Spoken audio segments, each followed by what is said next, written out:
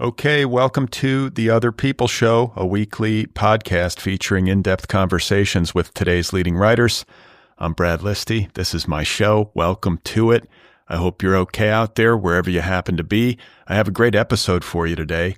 I'm going to be in conversation with Michael Clune, author of a debut novel called Pan. It's available from Penguin Press, and it's this month's official book club pick. So I have a book club. In case you're not aware, you can sign up for it over at otherppl.com. Get a new book delivered to your door every 30 days. I interview book club authors on this show.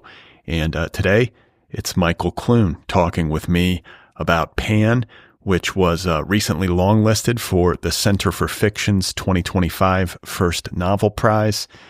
It's a book that is often described with the adjective psychedelic. It's a psychedelic novel about panic. It's about Midwestern adolescence. It's a coming-of-age narrative. And the voice on the page is singular.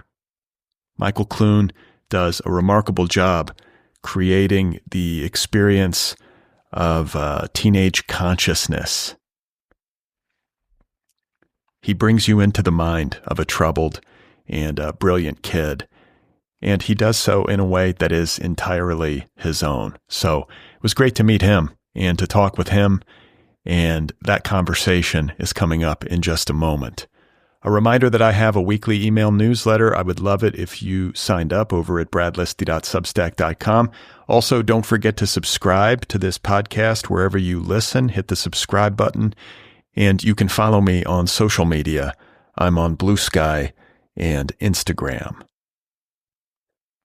So this episode is going live on August 12th, 2025. It is the official launch day of my new company, Deep Dive.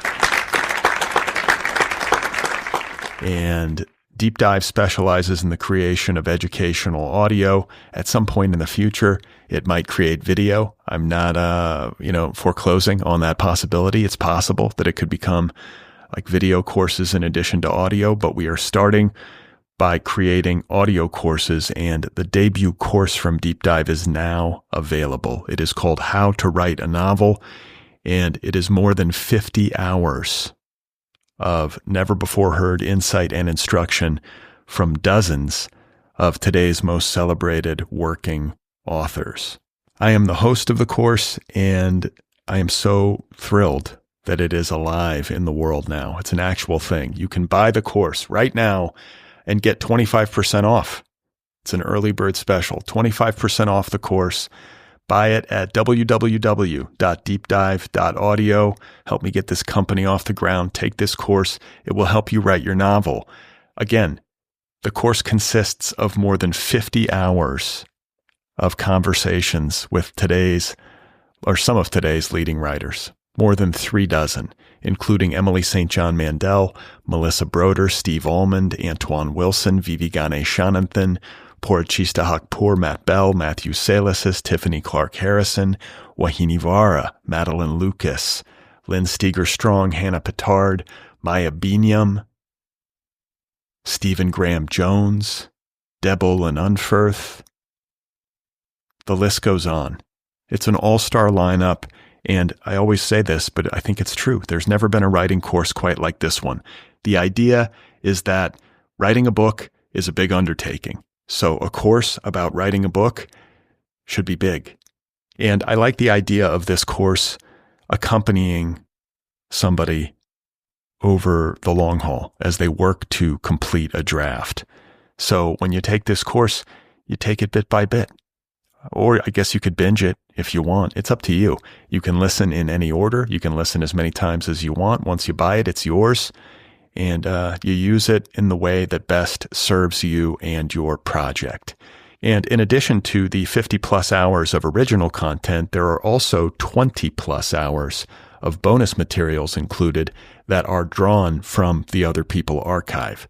So this is a big beast. And there is so much gold to mine in this course. I'm very excited that it is now out in the world.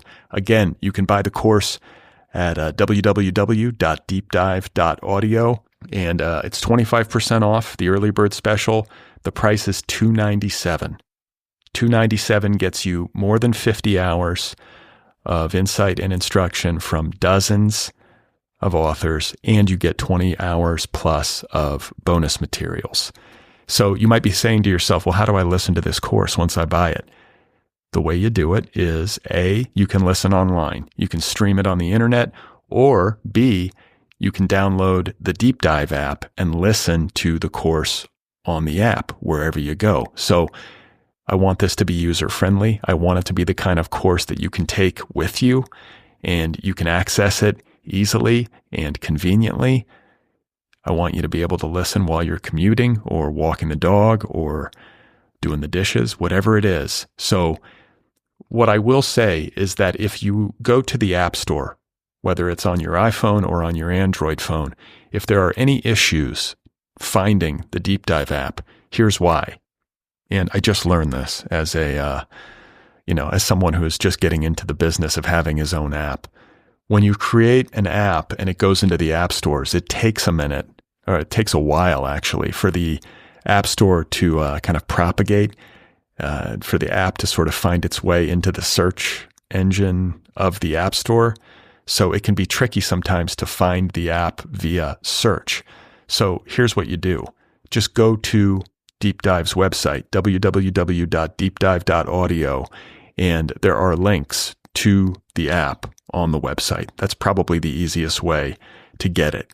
If you have any trouble locating the app, or you have any trouble at all buying the course, please email me at feedback@deepdive.audio. All right?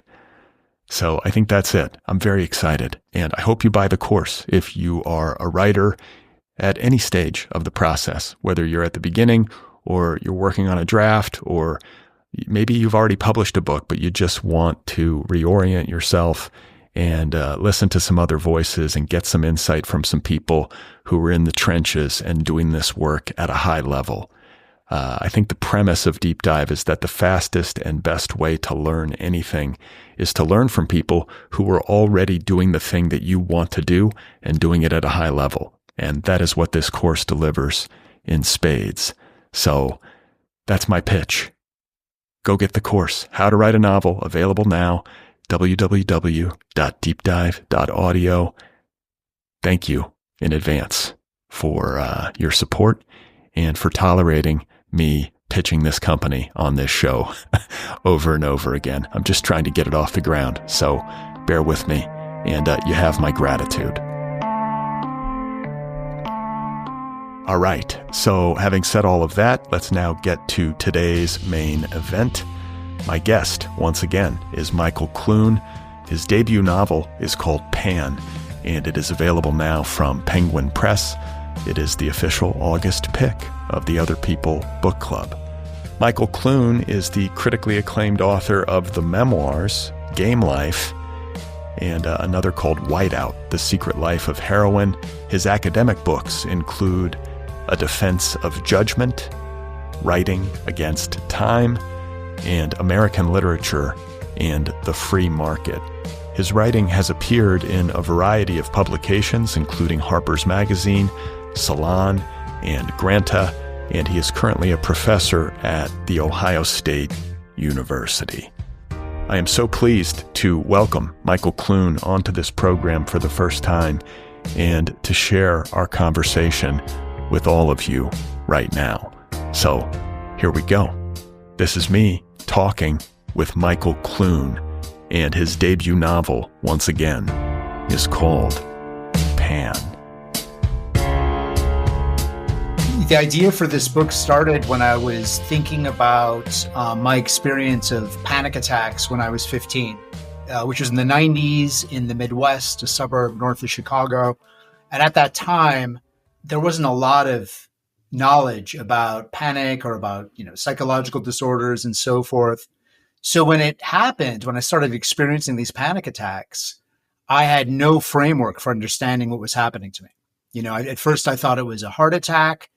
But and then it quickly assumed more sorts of existential kinds of dimensions where I was questioning, the nature of consciousness, what I was doing here, why I had a body. All of these things became suddenly alien and strange to me. And so I wanted to go back to that moment and really look at that experience from the perspective I had then, to recapture the sense of what panic looks and feels like, what kinds of, what view of reality one gets from panic before one has a name for it, before one has a kind of clinical box in which to put it. Yeah, it's making me recall an experience I had in college where a friend of mine was either rushed to the hospital, or I guess she probably didn't drive herself at that point, but she thought she was having a heart attack. And this would have been in the 90s. And, panic disorder, I think by that point was diagnosable, but I don't think it was super widely known, certainly among my set. And we all thought like, oh, she just smoked too much weed and like freaked out. But in fact, it's very common for people who are experiencing a panic attack to think they're having some sort of cardiac event. Yeah. I subsequently learned that it was a really common reaction to the symptoms. And in fact, I later learned when I finally, a few years later, got properly diagnosed and did some research, that they interviewed all these people who had had both panic attacks and actual heart attacks. And they almost invariably said they would rather have the heart attack, given the disorienting terror, just in terms of the experience, not the health outcomes, but just the experience of the heart attack was less intense and unpleasant than the panic attack. I was always struck by that. Yeah, the first time I had it, I was 15 and I was sitting, and I tell this story in the book. I was sitting reading this book, Ivanhoe by Sir Walter Scott, and underneath the reading was this little thought, I'm having a heart attack right now. I'm dying right now. And I just kept reading as a way of sort of suspending that thought, so I didn't have to deal with it. Because as long as, one keeps reading, the voice one hears in one's head is, the words in one's head are the author's words. And so reading kind of enabled me to suspend or avoid this little constant kind of, feeling that I was dying. And so I just laid on my bed and read Ivanhoe until 4 a.m. when it was done. And then I went up and, got my dad and told him to drive me to the hospital because I was having a heart attack.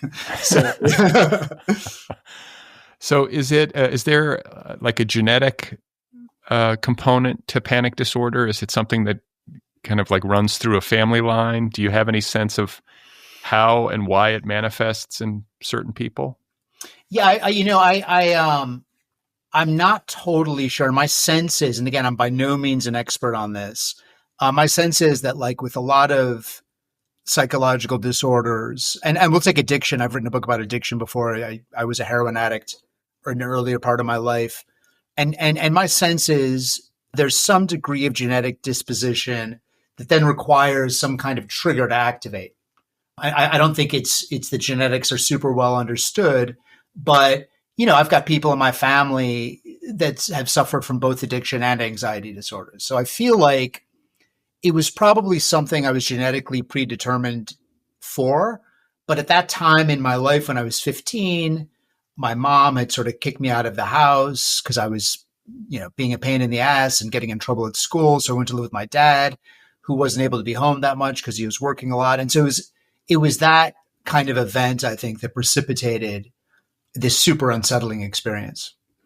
Yeah, it's interesting to think about like chicken or the egg questions around this stuff. And if you do have some sort of genetic predisposition, it almost seems like a guarantee that at some point it would manifest. Like life is going to eventually get to you. It's not like you're ever going to be able to avoid the kinds of traumas or life situations that feel like extremely disruptive, like, a parent's divorce or the loss of somebody close to you or a breakup, like any of these things, or even like a really intense drug experience, could activate, I think, somebody's panic if you're on acid or something and things get out of hand. So it just feels, I don't know, that makes a certain sense to me, but it also feels a little bit fatalistic. If you have the genetic predisposition, it's hard to imagine going through life and never having it like emerge. Yeah, and it's interesting because on the one hand, there's panic disorder, which is as you said, a diagnosable condition. And I had panic disorder, through my teenage years for a few years, and then the panic attacks basically stopped. But what's interesting about panic and anxiety is it's a relatable condition, even if you've never been diagnosed. And what I mean by that is just that everyone experiences anxiety. You know what I mean? Like some level of anxiety is just totally natural. And there are certain situations in which you're in a scenario in which intense anxiety is totally natural response to that situation. So that's not pathological. So, there's a sense in which the experience I'm talking about with this book that's centered on panic and anxiety is accessible, I feel like, in a generally human way, in a way that addiction is not, right? With addiction, someone who's never been an addict really has a very difficult time understanding anything about that condition. Whereas with anxiety and panic, I feel like everyone has those experiences. And so what I wanted to do in the book, I was sort of less interested in the moment in which I finally was properly diagnosed and was able to put it in a box and say, I'm having these crazy thoughts, but it's just panic. Just take deep breaths and, medication and so forth and relax. I wanted to really explore the moment when panic feels like insight, that anxiety doesn't feel like a disorder or a delusion. It feels like it's showing me something about the world that is crazy and fucked up, and I really need to think about it and worry about it. And I feel like I think there's a couple different ways of thinking about moods and about an anxiety being a mood. One is that, we have a model where we've all got these clear, rational minds, and then moods will sort of cloud our judgment or our capacity to see. But I think there's another way to look at it, which is moods show us certain realities that are not accessible from different moods, and thinking about moods as sort of lenses, and so the things that I saw when I in the world and in myself in the grip of intense anxiety weren't fake. That's why it's different than hallucination, right? Anxiety and panic are not hallucination. They weren't fake.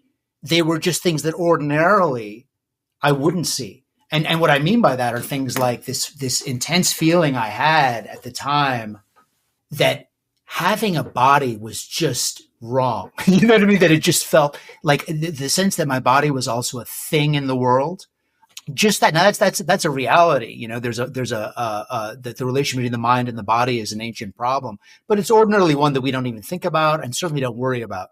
But anxiety highlights or discloses that condition as something uncanny or alien or strange or impossible or weird. And so I really wanted to get into that zone and just sort of record the way the world looks from the perspective of that kind of anxiety. Yeah, there's something incredibly unique about the prose in this novel and the voice of Nick, your protagonist, who is, I'm trying to get the age. Is he 15? 15 at first and then 16, yeah. 15 and then 16. And it captures precisely what you're talking about in a really uncanny way. And it creates this kind of claustrophobic adolescent interiority that, from my own perspective, I always joke about how bad my memory is. Like, I just remember being like anxious and awkward as a teen, like anybody, and kind of relieved it's over. But if I had to actually go back and revisit those days and try to recreate it, I wonder if I could do it at the level of intensity and accuracy that you seem to be able to. Like, do you have a really great memory of these times? And can you just talk a little bit about the process of nailing the music of this novel? Because it's very specific. It feels to me like it's not like anything else I've read. Well, thanks a lot. I really appreciate it. Yeah, that my process was kind of interesting. It's based on autobiographical material, my own experience of panic, like we mentioned. But when I was writing it, my agent, Denise Shannon, I was writing it as a memoir, and she was like, why don't you try this as a novel? And that made a lot of sense because it started to feel like my actual experiences in high school weren't sort of capacious enough to contain the emotional material, the psychological material I was talking about. And so having a narrative, gave me some freedom to develop aspects of that experience that I otherwise wouldn't have been able to. But then I started trying to set it in when the narrator would be a little bit older, like in college or a little after college. And because teenager dialogue is really hard to write, and I had a problem with it at first. But then I realized it was totally not working setting it in that older age, partly because when you're 15, when I was 15, I didn't have those categories in which I could put, say, anxiety or psychological problems go over here, career goes over here, relationships go over here.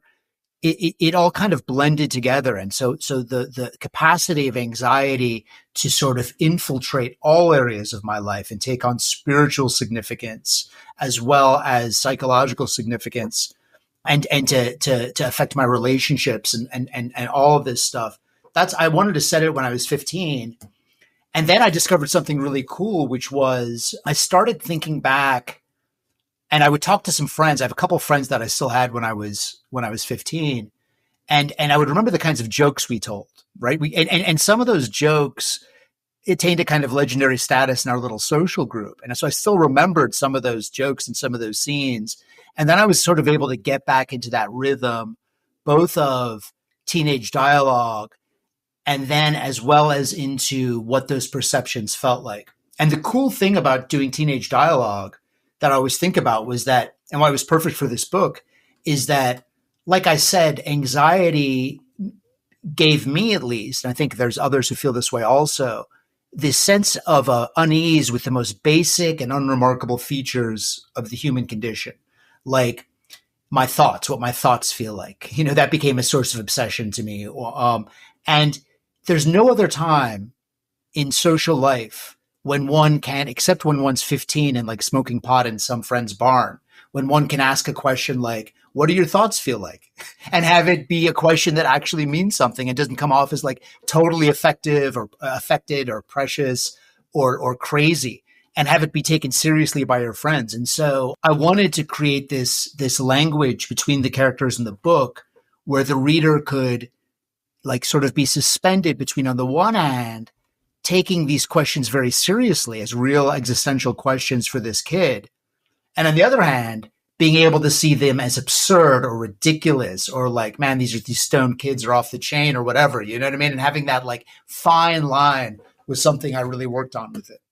Well, yeah, I mean, I like reading the novel, and as a person who has never experienced a panic attack, there's still time, but like so far I've managed to avoid it. Like something that it called to mind for me was this question of like whether or not people who experience panic disorder and have panic attacks and have this kind of heightened sensitivity and this kind of neurochemistry, like if it performs an evolutionary function. And then I started thinking about, how brilliant Nick is and how he's got this extra gear when it comes to language and his interest in literature. And I guess in a sense, it's partially because it has a kind of ameliorative effect on his panic disorder, by kind of replacing his own thoughts with somebody else's words. But it just made me wonder, it made me wonder about like artists in general and like kind of the heightened sensitivities that artists tend to have.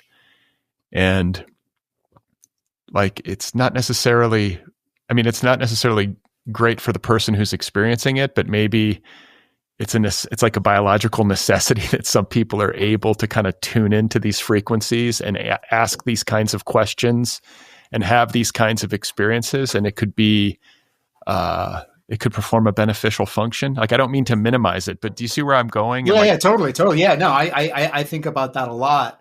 And actually the process of writing the book was one in which, it changed my own relationship to my own anxiety, which, I haven't experienced panic attacks in many years, but I still am an anxious, have I guess a higher baseline of anxiety than most people. And for a lot of my life, my attitude towards anxiety was like, I want to get rid of it. You know what I mean? I want to nullify it. I want to destroy it, which is part of what led me to drugs and to the kinds of drugs I use, like heroin, where that was an impulse to eradicate anxiety. But writing this book, I got, part of it was like, anxiety is very uncomfortable, and panic disorders are negative and cause a great deal of suffering. But at the same rate, they give you something. They give you an access to something that feels real, that doesn't feel like a hallucination, that feels like you said, a sensitivity. There's a term that a Russian literary critic from the early 20th century uses when he talks about what art should do, and that word is defamiliarization. And his idea is what art should do is rip away all the sort of gauze and bubble wrap that our habits put over the world and allow us to see and to experience and perceive the world fresh, as if for the first time. That's Shklovsky's idea of what art should do. And I feel like anxiety does that. You know what I mean? I feel like what anxiety does, and what I really tried to work on and sort of, give voice to in this book, is the way that anxiety takes things that are in the background in most people's and in my own experience and brings them to the foreground as a source of awe, terror, and wonder. And, and another thing about that feeling of defamiliarization or seeing things freshly or newly, I feel like, we all want to sort of, experience the world more intensely or more vigorously or more enthusiastically. But the reality of having our habits ripped away and our habitual reactions and confronting the world intensely in all of its intense, strangeness, it's both a wonderful experience in that it's like incredibly exciting and stimulating, but it's also a horrifying experience. It's terrifying. And so the kind of the way that anxiety opens into spaces that are simultaneously like full of awe and wonder and also terror and horror, like that really interested me as a writer. And I think it interests me as a person. And to be honest, the times in my life where I felt least anxious, I also get super bored. You know what I mean? Like that's to me a feeling of boredom. And it's one of the things that really sucked about heroin after a while, which was, I wasn't having panic attacks for sure, but the whole world was so drab and dull and sort of caked in this kind of like gray ooze. You know what I mean? It just seemed like nothing was reaching me. Like my nerves were dead or something like that. And given a choice between anxiety and that kind of dullness, I'm just drawn to anxiety. You know what I mean? Yeah, I mean, pick your poison. These days I am. Yeah. Well, and as I'm listening to you talk, I can't help but note the crossover between your description of anxiety and like common descriptions of the psychedelic experience, and also how so many people who have read your novel have noted its like psychedelic quality, like the way that Nick's interiority is rendered, and just kind of the headspace that the book puts you into. It does feel kind of psychedelic, and there is that experience when you're tripping where everything feels new and strange and magical and like just kind of unbelievable. Like, how did I not see this before? This is just like the woods near my house, and suddenly I feel like I'm in some kind of fairy tale.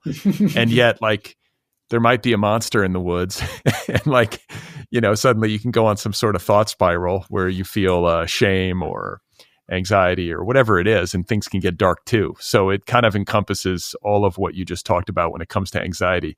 I have to believe that is something that is not new to you, this notion that there's crossover.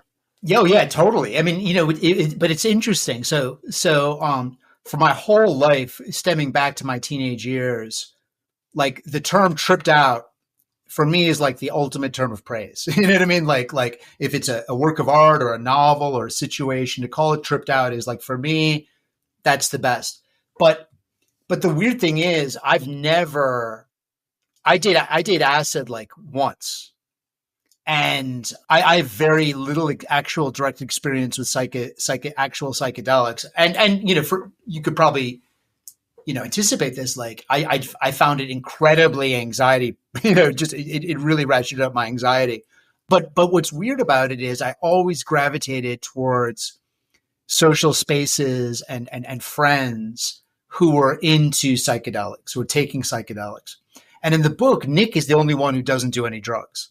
And that was pretty much my story when I was in high school to a large degree. I mean, I not to as great a degree as Nick is, but I didn't do the drugs, but I felt like my anxiety and panic put me in a situation where the only people I could have comfortable, who would actually like get what I was talking about, were people who were tripping. You know what I mean? It was a weird thing. And so, yeah, I've been interested to see the descriptions in reviews and stuff about this book as being psychedelic, and I take that as a compliment in the sense that I feel like psychedelics, the drugs, sure, but also the kind of cultural orientation, the receptivity to strangeness, the comfort with wildness, you know what I'm saying? Like all of that, I do want to evoke that. And that is the kind of spiritual and like artistic space I like to inhabit.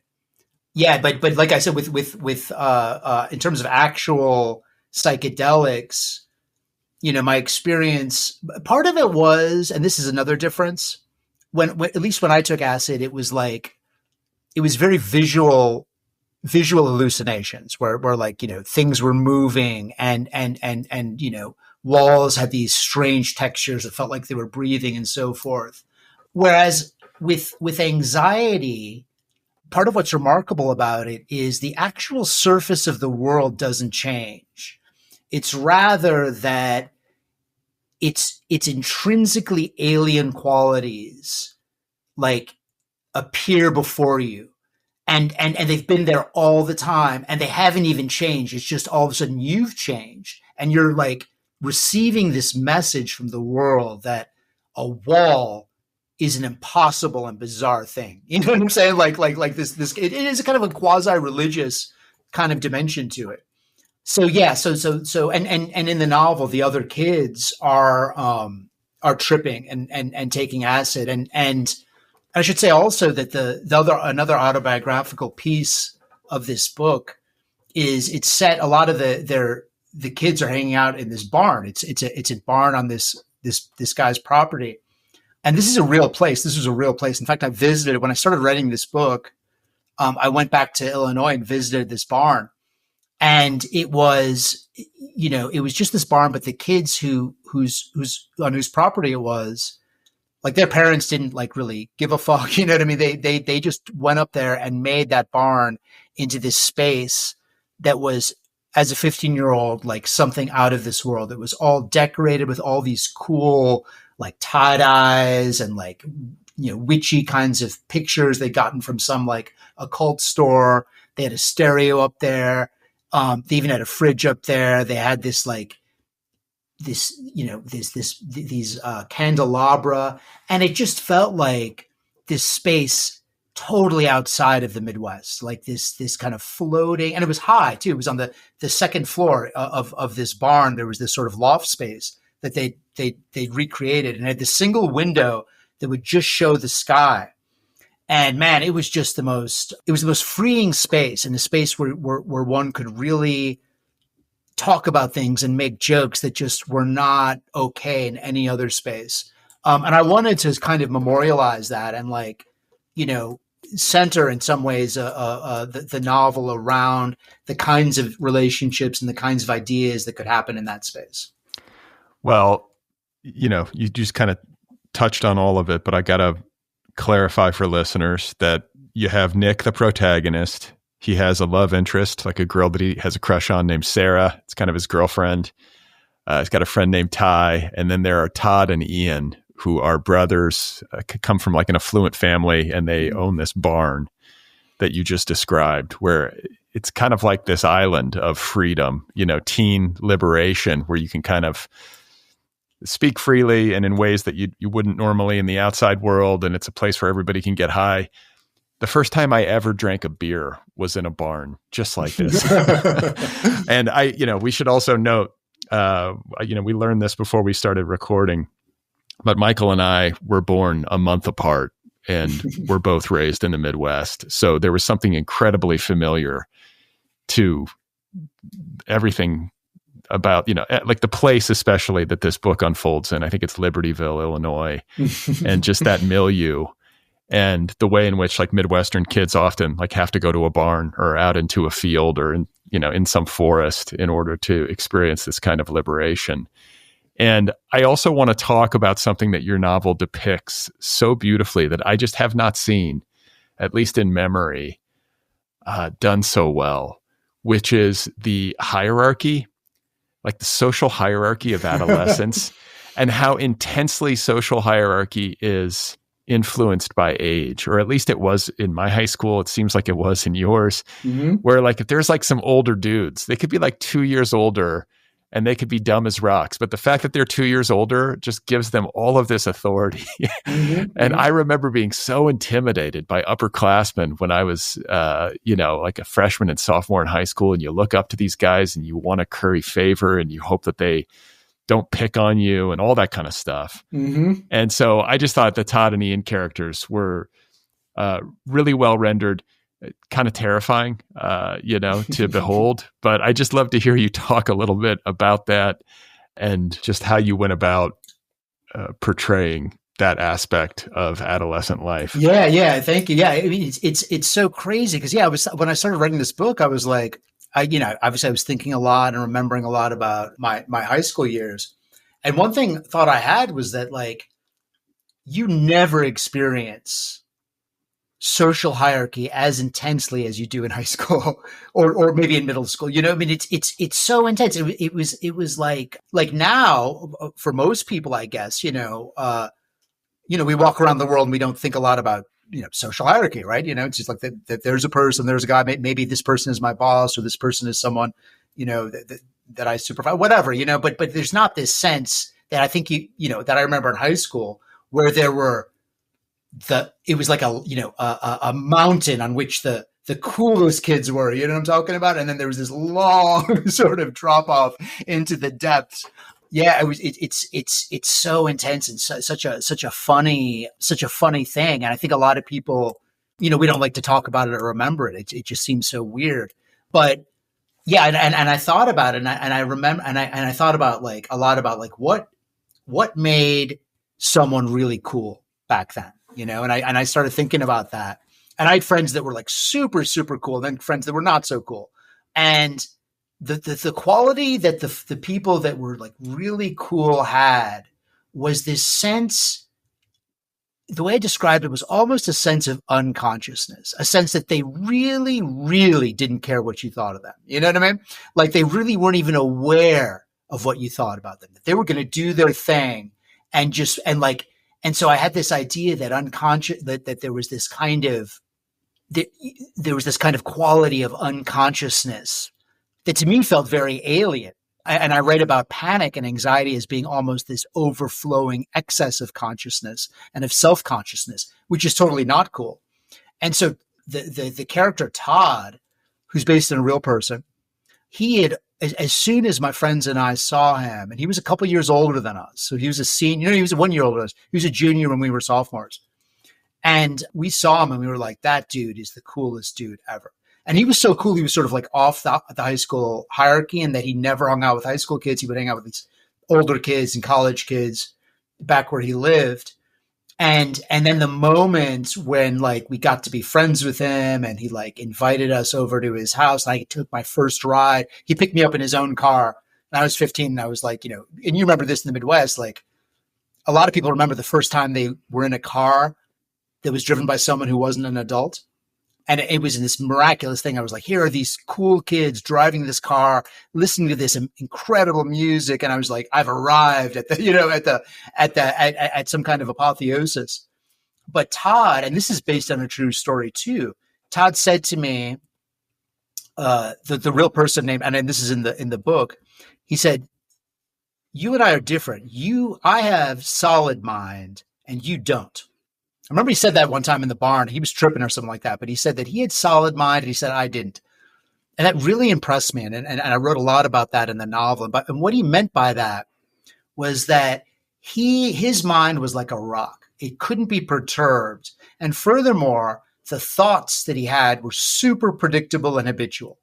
And that you could put him anywhere in any situation or any kind of drugs, and he would just function great. And in fact, he was known as the guy who, if he was tripping or whatever, would drive everyone home. You know what I mean? Because he was just like impervious.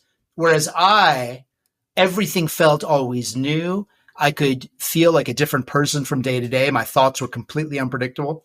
But at that moment, talking to this guy, it was this revelation because it felt like, maybe other people are maybe some other people could be fundamentally unlike me. You know what I mean? Like not just sort of like in their terms of their likes or dislikes or background or whatever, but I mean the very quality of their experience and the structure of their minds could be totally, totally different than me. And so so that was the sort of genesis of this relationship that ends in some horrific kinds of stuff between Nick and Todd. It was based on this real character who again I thought of and was widely thought of as just this icon of coolness, as this guy who just people would watch him and just marvel at the way he moved, the way he would look at you with this sort of like almost not even contemptuous, just a gaze in which you didn't even register at all. And and first of all, it's weird that would be cool, that people would be attracted to that, you know what I mean? But they certainly were, we were. So yeah. Yeah, it's funny, some people, like as they say, peak in high school. And oftentimes the guy who's the coolest or you think is the coolest in high school, it doesn't end up like carrying forward. And it makes some sense with the benefit of hindsight that the ability to perform unconsciousness or to maybe like authentically be unconscious would be appealing to adolescents, because adolescents are so like overwhelmed with self-consciousness that anybody who can even seem like they're not plagued by it would probably take on some kind of like magical, like mythic quality. Totally. Yeah. And I think there's different kinds of like, social success in high school. And some of them, people who are really good at getting other people to like them, who are very like considerate of people. There are qualities that I think, serve people well in later life. But that kind of coolness that people saw in Todd is a variety of high school coolness that I think people have always responded to way before they were high schools, which is, the idea, like Achilles peaked in high school, I'm talking about like there's someone who had the choice between dying young and being remembered forever in glory, or living to an old age in a kind of mediocre way with mediocre success. And he just completely chose, as any Greek would have chosen, to go out in a blaze of glory and be remembered forever, be immortalized. And I feel that way about figures like Todd, that it isn't so much that their later lives were not successful in conventional terms, although that was the case with Todd, but it's rather that they achieved and realized something in this life at a level that I've never seen before and since. And I wanted to kind of memorialize that. As much as I had a difficult relationship with Todd and fucked up shit happened, which is reflected to a degree in the novel, I also, still have a profound respect for that sense that when you're 16 or 17, life, a mode of life and a way of being is possible that it will never be again. And there's something precious about that, to really realize that in a way that's completely not caring about the future or about convention or about parents or anything like that. So yeah, I wanted to kind of give that respect to that figure also. So you mentioned Achilles, and I guess that's as good a time as any for me to bring up like Greek mythology and the title of your novel, which takes its name from Pan. And so I'd love to, that's the etymological root. Pan is a Greek god, and this is the etymological root of panic. And so Nick and his girlfriend, Sarah, sort of stumble into this in the library as he's trying to kind of read up on his condition, as he's like acclimating to his condition. And I don't know if there's anything to add to that, but I guess he believes eventually, or comes to wonder, if Pan might somehow be inhabiting him. It takes on this kind of like almost magical realism quality. Mm-hmm. So panic comes from, etymologically, the laugh of the god Pan. And Pan was the god of the wild, right? Of animals and wildlife and so forth in Greek mythology. And he was said to have when he laughed, it inspired terror, like intense terror. So panic actually has those that comes from this, has this association with the god of the wild. And I got really interested in that for a few different reasons. And had the characters discover that. And then because, as I said before, panic, when I had it at 15 in the 90s, not knowing what panic attacks were and having no way to conceptualize this weird thing that was happening to me, there was this one symptom that I really had very vividly, like in reality.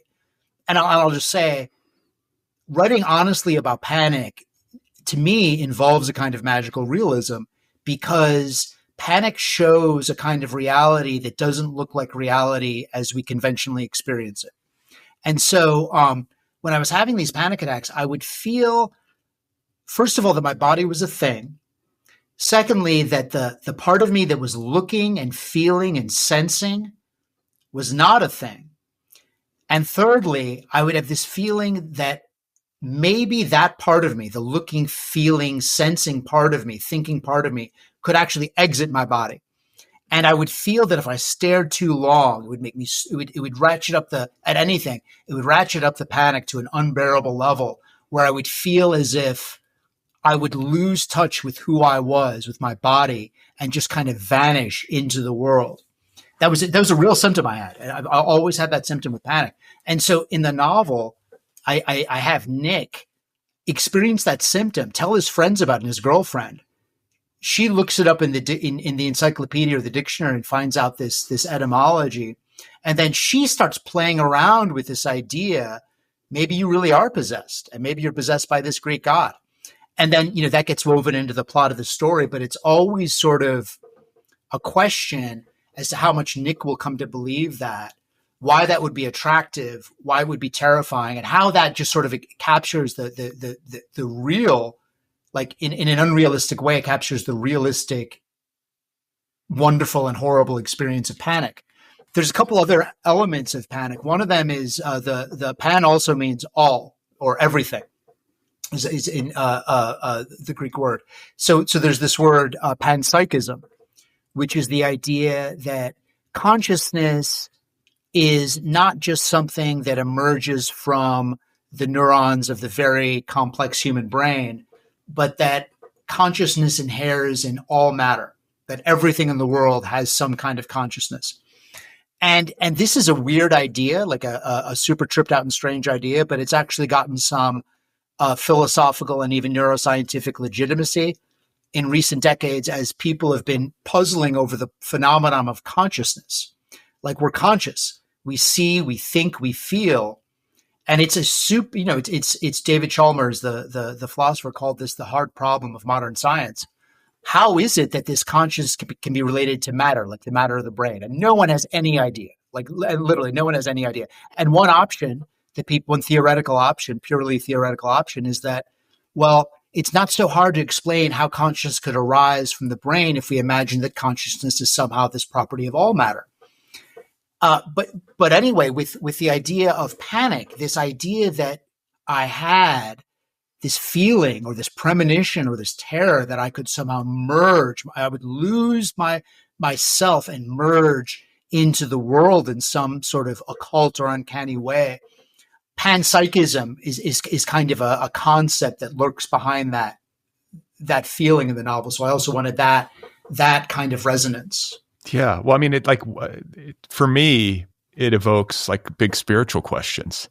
Mm-hmm. I think there's a spiritual aspect to Nick and his panic disorder. And it's kind of what the book felt like to me was driving towards, maybe unconsciously, not the book itself, but the characters, we're kind of moving towards big spiritual questions. And like, I think that it resonated so deeply with me because it does explore or call to mind these questions about like, what is a self? What is consciousness? Like, I think like theoretically, it makes sense to me that the brain is like an antenna and then consciousness is kind of like coming through it. It's like picking it up like a radio signal almost. We don't know. Consciousness is out there. It also squares with psychedelic experiences I've had, which like just offer a glimpse where you're like, whoa, there's something else happening here. And like we're all connected and, it's just a lot more than meets the eye. It's a lot stranger.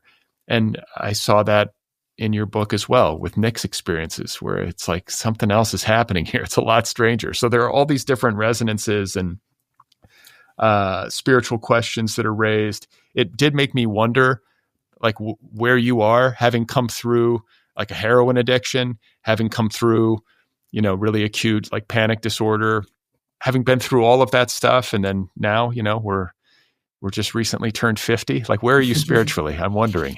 Yeah. Thank you. So, and thanks for talking about the spiritual aspect of the novel, which it is what I was really trying to get at, were these kinds of larger spiritual questions, but in a narrative. And that, and what I really wanted to do was create a kind of natural route from human experience to something like supernatural or spiritual experience. And I tried to show Nick's kind of evolution there with his meditation and his experience of panic. But for me, I'd say a few things. Like spiritually, I started practicing Zen meditation pretty seriously after I got clean from heroin, which is 23 years ago. And I've continued that practice, and Zen and Buddhism in general has always seemed to me like a very compelling and natural orientation to the world, which isn't to say that I feel like it's exclusive of other religious orientations. For example, the Zen teachers I had when I got out of jail and treatment, all that stuff back in the early 2000s, they were these two Catholic nuns. And they were still Catholic nuns, but they were also Zen teachers who'd been, confirmed in that Zen tradition by other teachers and so forth. And they were just the most compassionate and like open people I'd ever met. And they also were tripped out. You know what I mean? They also had a sense of the uncanny, the absurd, and the strange. Like that didn't really bother them. You'd think, I remember going in there and I was like in my mid-20s. And they were, they've passed since. They were older. They were in their 70s and 80s. And I was always very careful of what I said around them. You know what I mean? But they would just say the most surprising and shocking things all the time and to be really mellow about it. But the actual experience of meditating, and I think people have also described this in their psychedelic experiences. There's really, and it really is difficult to describe. But there's a sense that the Buddhists call it no self or non-self. But you could also call it all self, right? There's an experience in meditation when one feels some kind of unity or some kind of resonance with this spiritual reality that is everywhere and sort of always, that is super profound. With writing, and this is the challenge I was really set myself in writing this book, is the kinds of experiences that Nick has, both of panic and then in the way that panic and intense conscious states can kind of open up into these sort of spiritual and suddenly become spiritual experiences. Those are super hard to talk about and super hard to write about. And so trying to come up with a language and metaphors and images that could evoke that in the reader, or hopefully evoke something like that in the reader, was something I really tried to do, because just describing the way that I did about my own meditation experiences, it's general. I'm using sort of like, boring kinds of well-worn terms and words. and it doesn't really do much. At least when I hear that kind of talk, it doesn't do much for me. And so trying to really go deeply into experience with this language, and I'll say this also. One thing that Zen has always been really comfortable with as a spiritual tradition is humor and laughter, right? And like Zen masters are always making the craziest jokes and the most absurd jokes, and the koans are hilarious, and read like bizarre stone jokes, but they're written in like 1100, you know what I mean, by Japanese monks. That with humor, and I feel like laughter. Like one thing I feel like I can evoke in a reader is laughter, like create situations that are so bizarre and absurd that someone will just laugh. And I feel like laughter, it also has this kind of spiritual quality to it. This sense that when we laugh, often what we're responding to is something that has seemed familiar and dull and normal to us. And all of a sudden we're getting an angle on it where it appears new, alien, strange, uncanny, bizarre. And we respond to that with laughter, which is a kind of a physical, dislocation and a kind of self-abandonment in a weird way. Like we bare our teeth and open our mouths and make these crazy sounds. And so, part of what I was influenced in all my writing, and in this book in particular, was that Buddhist sense that while dark humor and comedy is not opposed to spiritual insight, but is actually one vehicle for transmitting it. That's beautifully said. And I share your interest in Buddhism and meditation. And I think Nick speaks a little bit to it. It's not really overt in the narrative, but it's something that there are little whispers of. And I guess maybe I recognized like some things about like his bearing. And I think this question of self, I've said this before on this show, probably more than once, but it just seems like such a fundamental question that people don't talk about enough. Mm-hmm. Like, what is a human self? And I think that the Buddhist take on it, there's no separate self. Nothing can be by itself alone. If you really sit down with that, I think that it offers like useful insight. And yet it's hard to hold on to. This stuff is so slippery. It's difficult to talk about, as I'm probably evidence of right now. It is, yeah. And you mentioned earlier we're both 50 now. And yeah, how are you handling it? Are you okay? Are you freaked out? I'm pretty cool with it. Like but one thing, that I feel like is a challenge as one gets older is to prevent myself and my thoughts from ossifying and hardening into these dead habits. And the self is a big part of it. Like nothing comes more naturally to me now than, thoughts about career or about how I'm doing, or, you know what I mean? Or like position in the world and so forth. And I hate that shit. And so, writing for me is even though I'm writing about my own experiences, they feel like they're almost someone else's experience because I've changed so much. But a way of, and I feel like memory can do this, and like memory practices like literature or meditation can do this. It sort of gives me a very visceral and real experience of, okay, this self, let's look at this. Like I actually have been someone before that is totally different than I am now.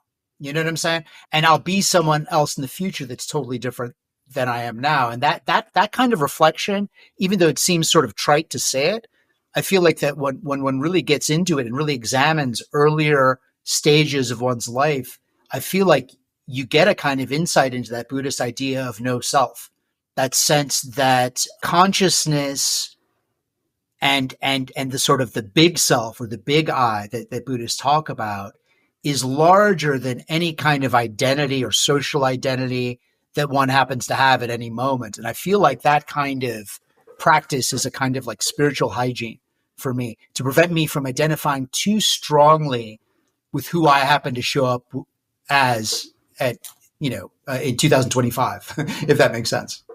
Yeah. And, you touched on dark humor as a vehicle for insight. certainly as a vehicle for relief, psychological, spiritual relief, when you're kind of dealing with all of the challenges that life presents and the suffering of the world. And I would not want to exit this conversation without acknowledging that your book, while it, deals with some difficult stuff and the intensities of adolescent experience and panic disorder and all this kind of stuff, also has some moments of real levity and humor. And I just want to say that I will never hear the song More Than a Feeling or Everybody Plays the Fool without thinking of you in this book. Like those, just as a couple of examples of, like moments in the book where I could not help but laugh, because More Than a Feeling, which is a song that I think most of us could probably sing from memory by Boston, I don't think would ever at first blush be considered to be a song of like first of all, I don't think most people would consider it to be cool. And then second of all, I don't think most people would think of it as a profound song. But in Nick's life and in the story of his teen years and this relationship that he has with Sarah, it takes on this kind of otherworldly profundity and spiritual quality. And that's the defamiliarization, just to kind of make things full circle, where you take a song like that and suddenly it becomes imbued with all of this incredible meaning. And then on the flip side, I'll kind of finish my thought by talking about Everybody Plays the Fool, the Neville Brothers song, and then you can kind of respond. But on the flip side, first of all, you have More Than a Feeling, which is this song that is kind of uncool and it's on rock, classic rock radio. And then suddenly it becomes, I don't know, a spiritual North Star. And then on the other side, it's Nick is working in this hardware store for his summer job, and he constantly hears Everybody Plays the Fool by the Neville Brothers. And it becomes this kind of, it's just torturous, It becomes this song from the gods that's just mocking him. And I don't know, it's very funny, but I have to believe that those songs might have figured into your youth, or was it something that you kind of worked into the book somehow based on later experience? Yeah. Thank you. Yeah. Thanks a lot. So Everybody Plays the Fool. That's real. I worked at Ace Hardware when I was 15, and they had really a kind of inhumanely short playlist. They really did. It was like 5 songs. Maybe I might be exaggerating a little bit in memory, but it was very short, and I still remember all those songs. But the song "Everybody Plays the Fool," which came on at least once an hour, probably more like once every 45 minutes on this playlist, and it has this. The first time you hear it, if you're fortunate enough not to have heard it a billion times, it's kind of got a cute and catchy kind of hook, I don't know if it's a glockenspiel or a flute or whatever it is. But if you hear that and you're working at Ace Hardware under the fluorescent lights and in this situation where I was constantly every second of the day being fuck this, I hate working and constantly trying to avoid working, which actually, makes the day go a lot slower than if you actually give in to work. Hearing that song over and over, it was completely demonic, and it had a demonic quality to it that I try to capture. That's super real. More Than a Feeling, though, is something that I got into much later, where I actually, and this is and I realized this when I was talking with friends. I was one day I was the song More Than a Feeling is actually a truly great song. And my friends were like, you are fucking crazy. and I was like, no, it really is. And I thought how cool it would be. And I really do think it is. I mean, I went back, if you read the origin of the song, and the guy took a year to make it and all this crazy stuff. But so I embedded it in the narrative as this central song for them, because I think the song, it's actually is, it just felt right. And I also love the fact that, and I love this in life, that the same thing, like a song could be a joke. We can think that More Than a Feeling is a joke song. It's dad rock. It's classic rock. It's played out and so forth.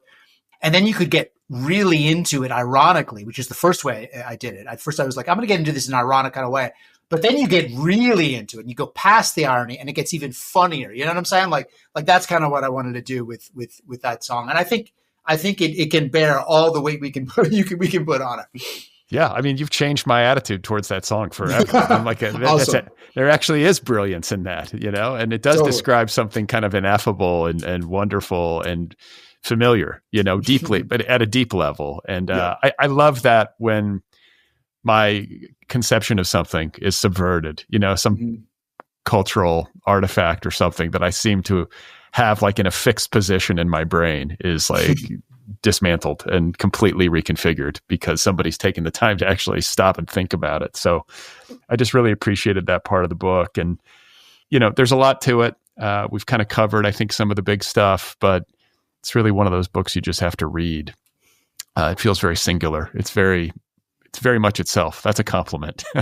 Thank you. There's not another novel like Pan that I can recall. Like, this is yours, and that's to your credit. And I always close by asking my guest if they are working on anything else. It is fine if you are not, but a lot of times writers will have different things in the pipeline. Is there another book that you're working on, or some other kind of creative project?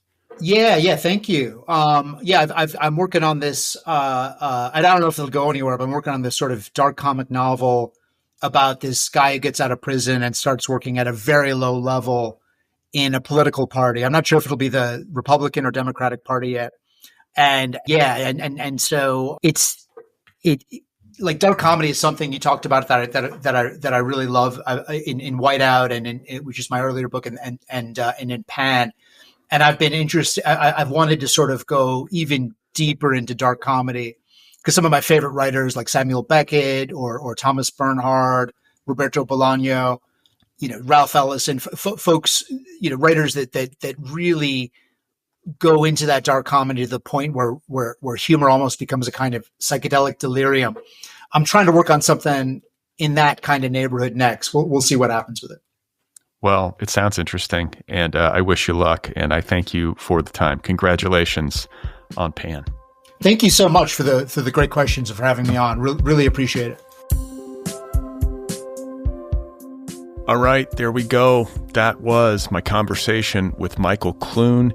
His debut novel is called Pan, and it is available now from Penguin Press. It is the official August pick of the Otherppl Book Club. You can find out more about Michael at his website, michaelwclune.com. He is not on social media. So one more time, the novel is called Pan. It is out there now from Penguin Press. Go get your copy right now. Don't forget to subscribe to the Otherppl Show wherever you listen. Be sure to hit that subscribe button. And you can follow me on social media. I'm on Blue Sky and Instagram. Sign up for my weekly email newsletter over at bradlisti.substack.com. And if you love this show, if you listen regularly and you get something from it, you appreciate the work that I do, and you would like to see that work continue into the future, I hope you will join the Otherppl Patreon community over at patreon.com/otherpplpod. If you want to join the book club or get an Otherppl t-shirt or a sweatshirt, all of that can be done at the show's official website, otherppl.com. And if you want to check out Deep Dive and its debut course, How to Write a Novel, you can do that now at www.deepdive.audio. How to Write a Novel is now available to stream online or via the Deep Dive app. So go get it. Last but not least, if you have a minute and you want to do me a favor and make me happy, please give this show a rating wherever you listen. So Spotify, Apple Podcasts, rate it, review it. It helps the show find new listeners. All right, so coming up on Thursday, God willing, there will be a new episode of Brad and Mira for the Culture, this podcast's weekly pop culture assessment. As always, I will hopefully be joined by my friend and co-host Mira Gonzalez, who ingests more THC on a daily basis than any human alive. She is chaotic, and she knows about pop culture. She's a millennial. I'm a Gen Xer, so there's a generational divide that we try to bridge as we analyze pop culture landscape as we sift through the rubble. So it's a hangout show, it's conversational, it's loose, it's irreverent. It's meant to be a break from the hell of the world. So if that sounds good, check it out on Thursday. Brad and Mira for the culture coming your way.